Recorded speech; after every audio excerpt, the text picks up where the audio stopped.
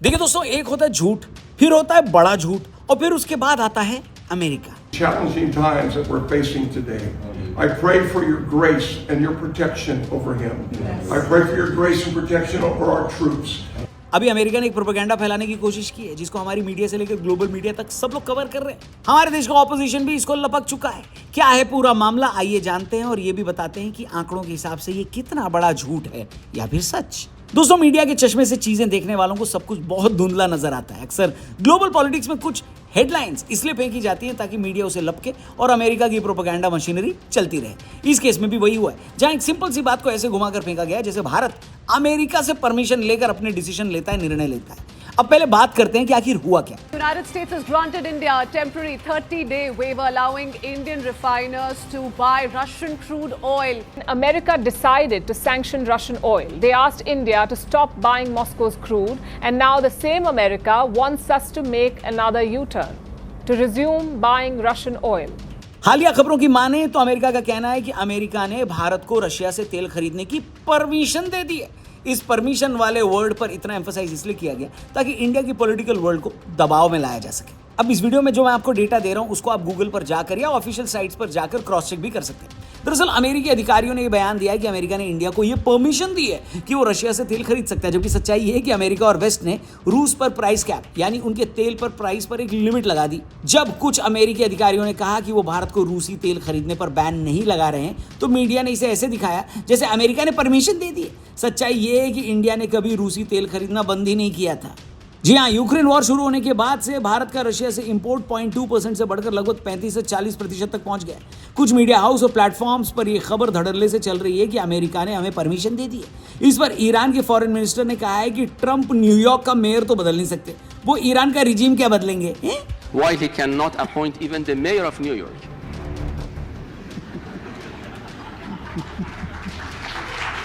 बस यही हाल है और यही सच्चाई है जिसको यूएस की प्रोपेगेंडा मशीनरी बदलना चाहती है। परमिशन जैसे वर्ड्स इसलिए भी इस्तेमाल किए जाते हैं ताकि अमेरिका की ग्लोबल पुलिस वाली इमेज को नुकसान ना हो, उसको ये पता ना चले कि भैया दुनिया तो हमको अब्बा मानती ही नहीं है। दरअसल ये एक सोची समझी नैरेटिव बिल्डिंग है, इसमें अमेरिका का दोहरा खेल भी चल रहा है और इसको आगे हम इस वीडियो में समझने की कोशिश भी करेंगे। वीडियो पसंद आए, सही लगे तो इसे अपने दोस्तों से भी जरूर शेयर करना और डिस्क्रिप्शन में लिंक दिया है हमारे लेटेस्ट पॉडकास्ट का। ईरान इजराइल अमेरिका की इस वॉर को, इस जंग को अगर आप अच्छे से समझना चाहते हैं तो ये पॉडकास्ट जरूर देखिएगा। ये वॉर कब तक चलेगी, क्या इंडिया पर भी हमला हो सकता है और अगर हुआ तो क्या भारत भी जवाब देगा, बड़े सारे सवालों के जवाब दिए हमारे एक्सपर्ट अभिजीत अय्यर मित्रा ने इस पॉडकास्ट में। टीआरपी यानी हमारे द रौनक पॉडकास्ट चैनल पर ये एपिसोड ऑलरेडी लाइव है, लिंक डिस्क्रिप्शन में दिया है। इस वीडियो को देखने के बाद पॉडकास्ट को भी जरूर एंजॉय करना और जो भी ईरान इजराइल वॉर को अच्छे से समझना चाहता है ये पॉडकास्ट का लिंक उनसे भी जरूर शेयर करना। फिलहाल वीडियो में आगे बढ़ते हैं।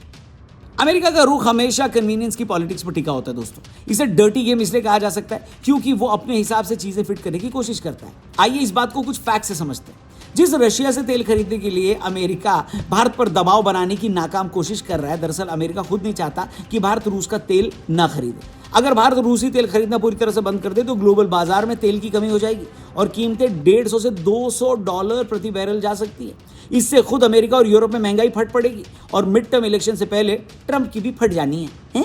अगर ये हुआ तो वही भारत रशिया से कच्चा तेल खरीदता है, उसे रिफाइन करता है और फिर वही तेल डीजल पेट्रोल के रूप में यूरोप और अमेरिका को बेचता है। अमेरिका जानता है कि भारत का ये रोल ग्लोबल इकोनॉमी को डूबने से बचा रहा है, फिर भी अमेरिका पब्लिकली रूस का विरोध करता है। लेकिन पर्दे के पीछे वो चाहता है कि रूसी तेल बाजार में बना रहे ताकि कीमतें स्टेबल रहें।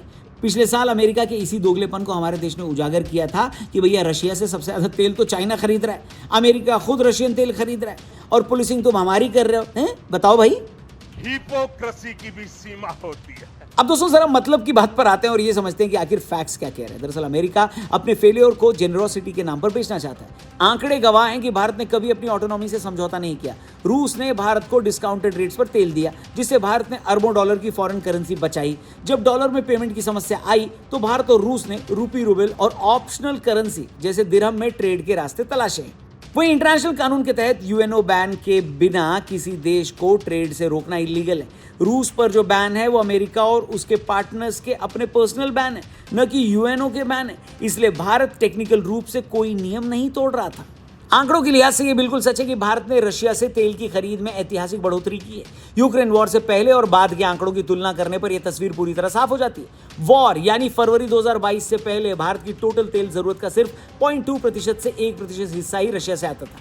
उस समय भारत ज्यादातर तेल के लिए इराक, सऊदी अरब और यूएई जैसे गल्फ देशों पर निर्भर था। लेकिन वॉर के बाद आज रशिया भारत का नंबर 1 क्रूड ऑयल सप्लायर बन चुका है। भारत के कुल कच्चे तेल के इंपोर्ट में रशिया की हिस्सेदारी बढ़कर लगभग 35% से 40% तक पहुंच गई है। जहां पहले भारत रशिया से महीने में कुछ हजार बैरल तेल खरीदता था, अब वहीं ये बढ़कर 1.5 मिलियन से 2 मिलियन बैरल पर डे तक पहुंच गया है। रूस ने इराक और सऊदी अरब जैसे ट्रेडिशनल पार्टनर्स को भी पीछे छोड़ दिया, जो दशकों से भारत के नंबर 1 सप्लायर। एक डेटा के मुताबिक सस्ते रूसी तेल की वजह से भारत ने पिछले 2 सालों में बहुत सारे डॉलर्स यानी फॉरेन करेंसी की बचत की है। भारत ने वेस्टर्न देशों के दबाव के बावजूद रूसी तेल खरीदना जारी रखा।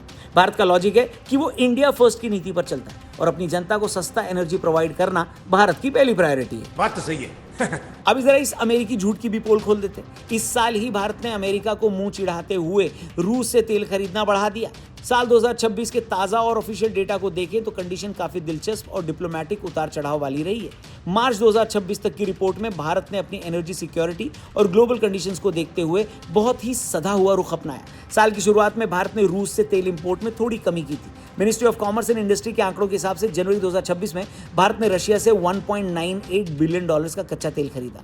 यहाँ रशिया की हिस्सेदारी गिरकर 19.3% रह गई थी, जो दिसंबर 2022 के बाद सबसे कम थी। अब इसका मेन रीजन अमेरिका के साथ चल रही इंटरिम ट्रेड एग्रीमेंट और अमेरिका द्वारा रशिया पर लगाए गए नए टैरिफ का दबाव था। लेकिन वहां भी भारत ने बिना किसी प्रेशर के अपनी बातें मनवाई। लेकिन अमेरिका को असली झटका फरवरी में लगा। फरवरी और मार्च के आंकड़ों ने फिर से पासा पलटा। मिडिल ईस्ट में बढ़ते वॉर के तनाव और स्ट्रेट ऑफ हॉर्मुज में सप्लाई रुकने के कारण भारत ने फिर से रशिया का रुख किया। फरवरी 2026 में रशिया से इंपोर्ट बढ़कर फिर से 1.04 मिलियन बैरल से ऊपर पहुंच गया। रूस लगातार भारत का नंबर 1 तेल प्रोवाइडर बना रहा। तो अमेरिकी ताऊ से हम सब का कहना है कि ताऊ, तुम उसकी परमिशन देने वाले कौन होते हो बे, जो हम पहले से कर रहे थे? बोलो बोलो, टेल। अब दोस्तों इस बारे में जरा बात करते हैं कि सोशल मीडिया के बड़े अकाउंट्स और मीडिया का बड़ा हिस्सा ऐसा झूठ फैला क्यों रहा है। तो दरअसल दोस्तों ये एक वेस्टर्न स्ट्रैटेजी है, जहां दुनिया को ये दिखाना जरूरी है कि आज भी वॉशिंगटन ही ये तय करता है कि दुनिया कैसे चलेगी। वहीं ये एक क्लिकबेट और सनसनी फैलाने का तरीका भी है। अमेरिका ने दी भारत को छूट जैसी हेडलाइन भारत ने अपनी नीति जारी रखी, इसकी तुलना में ज्यादा पढ़ी जाती है। जाहिर सी बात है, कंट्रोवर्सी सेल्स। कुछ ताकतें ये साबित करना चाहती हैं कि भारत अपनी डिपेंडेंट फॉरेन पॉलिसी नहीं चला रहा, बल्कि वो अमेरिका का एक जूनियर पार्टनर है। ये भारत की इंटरनेशनल इमेज को कमजोर करने की भी कोशिश है। ध्यान दीजिएगा कि यहाँ बात भारत की हो रही है, भाजपा की नहीं, क्योंकि कई लोग ये डिफरेंस करना ही भूल जाते हैं। बोलो, बात तो सही है। भारत ने हमेशा से इस प्रोपेगेंडा को तोड़ा है। इसके लिए भारत ने इंडिया फर्स्ट की पॉलिसी अपनाई है। हमारे फॉरेन मिनिस्टर एस जयशंकर का जवाब आज भी वेस्ट के कानों में गूंजता है कि यूरोप को अपनी इस मानसिकता से बाहर निकलना होगा कि उनकी प्रॉब्लम्स दुनिया की प्रॉब्लम्स है, लेकिन दुनिया की प्रॉब्लम्स उनकी प्रॉब्लम्स नहीं है। क्या बात है सर, क्या बात है सर। भारत ने साफ बोला है कि एक डेवलपिंग कंट्री होने के नाते अपनी जनता को सस्ती एनर्जी देना भारत की मॉरल जिम्मेदारी है। भारत ने रशिया के साथ दोस्ती निभाई और साथ ही अमेरिका के साथ अपने डिप्लोमेटिक रिलेशन जैसे कॉर्ड को भी अफेक्ट नहीं होने दिया। भारत ने फरवरी 2022 से आज तक एक भी दिन तेल की खरीद नहीं रोकी, तो परमिशन मिलने का तो सवाल ही पैदा नहीं होता है। बोलो, Swami Vivekananda. बाकी इस पूरे मुद्दे पर आपकी क्या है राय, आपकी क्या है ओपिनियन, आप क्या सोचते हैं, कमेंट करके जरूर बताना। चैनल को भी सब्सक्राइब करना और जाने से पहले डिस्क्रिप्शन में लिंक दिया है हमारे लेटेस्ट पॉडकास्ट का। ईरान इजराइल वॉर को अच्छी तरह अगर आप समझना चाहते हो, उससे जुड़े कई सारे सवाल हैं, कंफ्यूजन है, टेंशन है, तो उसको दूर करेगा ये पॉडकास्ट हमारे टीआरपी चैनल पर। जी हाँ, तो रौनक पॉडकास्ट चैनल पर ये एपिसोड ऑलरेडी लाइव है, जाकर जरूर देखना। लिंक डिस्क्रिप्शन और पिन कमेंट में दिया है। इस चैनल को भी सब्सक्राइब करना। जल्दी मिलेंगे। जय हिंद।